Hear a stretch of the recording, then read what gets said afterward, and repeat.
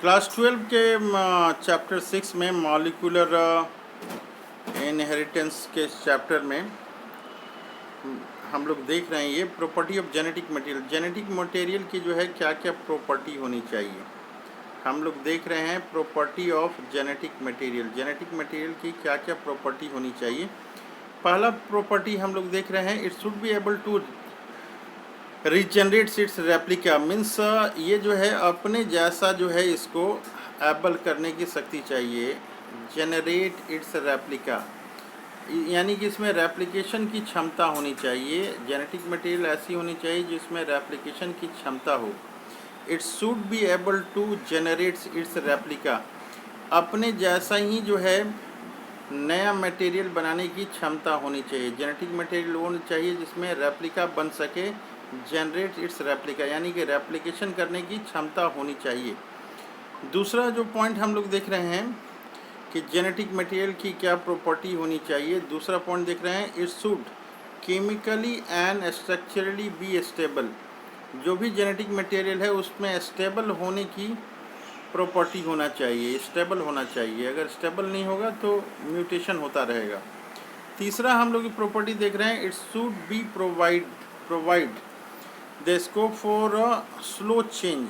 इसमें slow change की जो है संभावना होनी चाहिए, स्लो चेंज की संभावना होनी चाहिए। जेनेटिक मटेरियल जो है इसमें अगर स्लो चेंज अगर होता है, it should provide the scope for slow change होना चाहिए जिसके कारण म्यूटेशन हो जाए।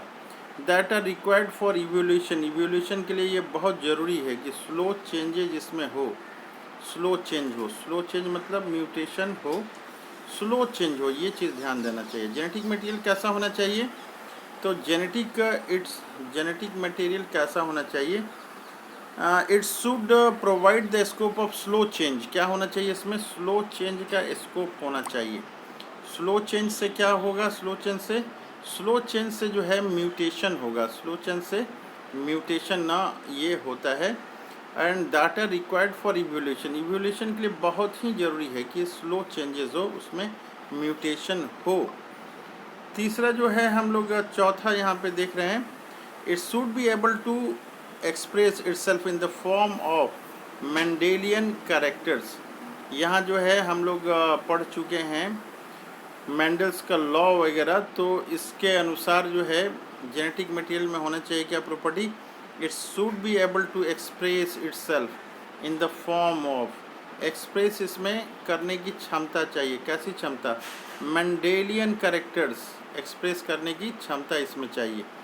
तो लास्ट पॉइंट क्या है ये, it should be able to express itself in the form of Mendelian character.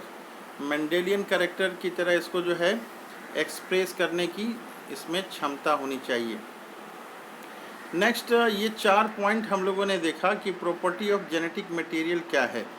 तो पहला प्रॉपर्टी हम लोगों ने देखा कि रेप्लिकेशन करने की क्षमता होनी चाहिए, और दूसरा देखा कि केमिकली एंड स्ट्रक्चरली क्या होना चाहिए, इसको स्टेबल होना चाहिए। और तीसरा है provide the scope for slow change होना चाहिए जिससे म्यूटेशन हो सके और इवोल्यूशन में मदद हो जाए।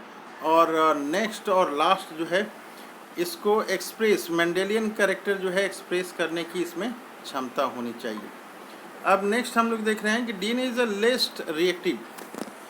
डीएनए जो है इज़ केमिकली लेस रिएक्टिव। ये डीएनए जो होता है ये केमिकली लेस रिएक्टिव होता है, बट स्ट्रक्चरली जो होता है ये मोर स्टेबल होता है।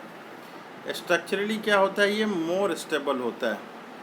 केमिकली लेस रिएक्टिव है बट स्ट्रक्चरली ये मोस्ट स्टेबल है कंपेयर टू किसके कंपैरिजन में, डीएनए के कंपैरिजन में जो है ये ज़्यादा स्टेबल है। तो आगे बता रहा है कि so DNA is a better genetic material. इसी कारण से जो है डीएनए ये बेटर जेनेटिक मटेरियल है। एक बार हम लोग फिर देखते हैं, ये DNA is a chemically less reactive but structurally more stable then किससे, मोर स्टेबल दैन आरएनए। इसीलिए so DNA is a genetic material, इसीलिए जो है डीएनए एक बेटर जेनेटिक मटेरियल है। अब हम लोग देख रहे हैं कि RNA used as genetic material. As well as catalyst. ये जो है आरएनए जो है ये यूज होता है क्या जेनेटिक मटेरियल के लिए, इसके अलावा ये कैटलिस्ट के रूप में भी ये यूज होता है। And more reactive so less stable, ये क्या है आरएनए मोर रिएक्टिव है, मोर रिएक्टिव अगर ये होगा तो नेचुरल है कि लेस स्टेबल होगा।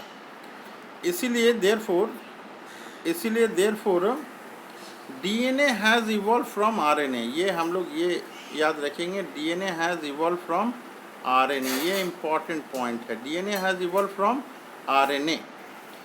अब नेक्स्ट पॉइंट हम लोग देखेंगे रेप्लिकेशन ऑफ डीएनए, कैसे डीएनए रेप्लिकेट करता है।